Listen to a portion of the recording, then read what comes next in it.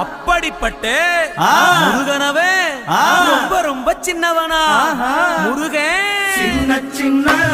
முருகைய சிங்கார முருகைய கொஞ்சி கொஞ்சி தமிழ் பேசும் செந்தில் வடிவேலனவ